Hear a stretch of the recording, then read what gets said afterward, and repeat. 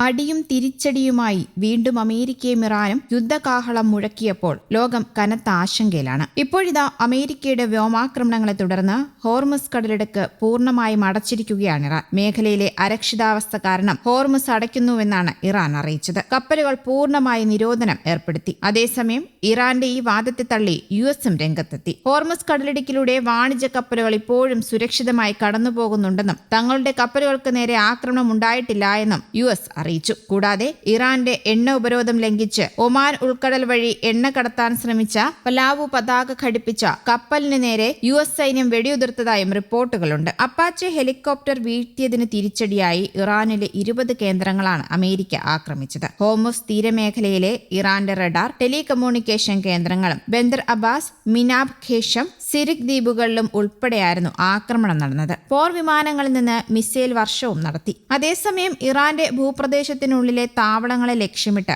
49 Tomahawk മിസൈലുകൾ ഉപയോഗിച്ച് ആക്രമണം നടത്തിയതായി യുഎസ് പ്രസിഡന്റ് ഡൊണാൾഡ് ട്രംപ് അവകാശപ്പെട്ടതിന് പിന്നാലെ പുലർച്ചെ ക്രൂസ് മിസൈലുകൾ വിക്ഷേപിക്കുന്നതിന്റെ വീഡിയോ യുഎസ് സെൻട്രൽ കമാൻഡും പുറത്തുവിട്ടു. യുഎസ് സൈന്യത്തിന്റെ കണക്കനുസരിച്ച് ഇന്ത്യൻ സമയം പുലർച്ചെ 3:45 വിവിധ ലക്ഷ്യങ്ങൾക്ക് നേരെയുള്ള മിസൈൽ വിക്ഷേപണം ആരംഭിച്ചത്. ഈ സൈനിക നീക്കത്തെ അധിക സ്വയം പ്രതിരോധ ആക്രമണങ്ങളെന്ന് വിശേഷിപ്പിച്ചുകൊണ്ട് സെൻട്രൽ കമാൻഡ് എക്സ് പ്ലാറ്റ്ഫോമിൽ കുറിച്ചു. ഇറാന്റെ അനാവശ്യവും തുടർച്ചയായതുമായ ആക്രമണങ്ങൾക്കുള്ള മറുപടിയാണ് ഈ നടപടി. പുതിയ ആക്രമണങ്ങൾ പടിഞ്ഞാറൻ ടെഹ്റാൻ, ഫാസ് പ്രവിശ്യ, ബന്ദർ അബ്ബാസ്, ഖെഷം ദ്വീപ്, കിഷ്, മിനാബ്, മധ്യ ഇസ്ഫഹാന്റെ ചില ഭാഗങ്ങൾ എന്നിവിടങ്ങളിൽ പതിച്ചതായി പ്രാദേശിക മാധ്യമങ്ങൾ റിപ്പോർട്ട് ചെയ്തു. ഫോക്സ് ന്യൂസിനോട് സംസാരിച്ച ട്രംപ് ഇറാന്റെ ഉള്ളിലെ ലക്ഷ്യങ്ങളെ തകർക്കാൻ 49 ടോമഹോക്ക് മിസൈലുകൾ ഉപയോഗിച്ചതായും ചിലത് ടെഹ്റാനിൽ നിന്ന് 40 മൈൽ മാത്രം അകലെയാണെന്നും പറഞ്ഞു. യുഎസ് യുദ്ധവിമാനങ്ങൾ ഇറാന് മുകളിലൂടെ പറക്കുന്നുണ്ടെന്നും പേർഷ്യൻ ഉൾക്കടലിന് സമീപമുള്ള രാജ്യത്തിന്റെ തെക്കു പടിഞ്ഞാറൻ ഭാഗത്തെ റഡാറുകളും വ്യോമ പ്രതിരോധ സംവിധാനങ്ങളും തകർക്കുന്നുണ്ടെന്നും അദ്ദേഹം കൂട്ടിച്ചേർത്തു.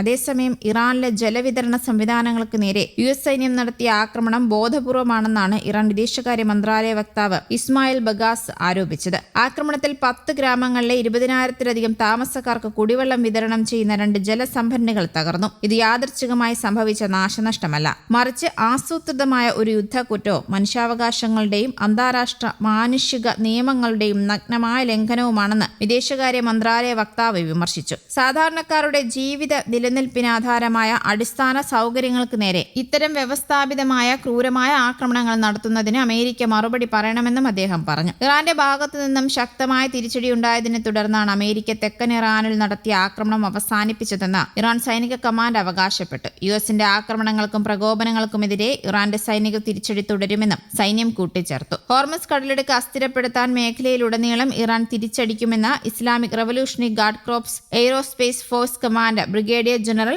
മജിദ് മുസവി മുന്നറിയിപ്പ് നൽകി. ഹോർമുസ് കടലിടുക്ക് അസ്ഥിരപ്പെടുത്തുകയാണെങ്കിൽ ഈ പ്രദേശം നിങ്ങൾക്ക് നരകതുല്യമായി മാറ്റുമെന്നും അദ്ദേഹം പറഞ്ഞു. ജോർദാനിലെ F-35 വിമാനങ്ങളുടെ ആങ്ങറും ബഹ്റിനിലെയും കുവൈറ്റിലെയും കപ്പൽ വ്യോമതാവളങ്ങളും ഉൾപ്പെടെ 21 കേന്ദ്രങ്ങളാണ് കഴിഞ്ഞ ദിവസം ഇറാൻ ആക്രമിച്ചത്. തിരിച്ചടിക്ക് ഇറാൻ പ്രയോഗിച്ചത് ഖര ഇന്ധന ദീർഘദൂര മിസൈലുകളായ ഖദർ, ഇമാദ്, ഖൈബർ, സിജീൽ മിസൈലുകളായിരുന്നു. കുവൈറ്റിലെ സലിം ആൽ സാലിം വ്യോമതാവളം, ബഹ്റിനിലെ 5ാം കപ്പൽപ്പട താവളവും അടക്കം ലക്ഷ്യം വെച്ചു. ജോർദാനിൽ കനത്ത ആക്രമണമാണ് നടന്നത്. പിന്നാലെ സംഘർഷത്തിൽ സൗദിയും തുർക്കിയും ഇടപെട്ടു. പ്രതിരോധിക്കാൻ അവകാശമുണ്ടെന്നാണ് ഇറാന്റെ പ്രതികരണം. നാവിക ഉപരോധം അമേരിക്ക തുടരുന്നത് ഇറാനെ സമ്മർദ്ദത്തിലാക്കുകയാണ്. ഇറാന് ചുറ്റും തമ്പടിച്ചിരിക്കുന്ന വിദേശ സേനകൾ സ്ഥലം വിടുന്നതാണ് നല്ലതെന്ന് ഇറാൻ വിദേശകാര്യമന്ത്രി മുന്നറിയിപ്പ് നൽകുകയും ചെയ്തു. ഒരാക്രമണവും മറുപടി ലഭിക്കാതെ പോകില്ല എന്ന നിലപാടിലാണ് നിലവിൽ ഇറാൻ. ചർച്ചയിൽ തീരുമാനമെടുക്കുന്നത് ഇനിയും ഇറാൻ നീട്ടിയാൽ വലിയ വില നൽകേണ്ടി വരുമെന്നും കൂടുതൽ സൈനിക നടപടി ഉണ്ടാകുമെന്നും യുഎസ് പ്രസിഡന്റ് ഡൊണാൾഡ് ട്രംപ് മുന്നറിയിപ്പ് നൽകിക്കൊണ്ടേയിരിക്കുകയുമാണ്. എന്തായാലും ഈ വ്യോമാക്രമണം മിഡിൽ ഈസ്റ്റിൽ വീണ്ടും യുദ്ധഭീതി വർദ്ധിപ്പിച്ചു.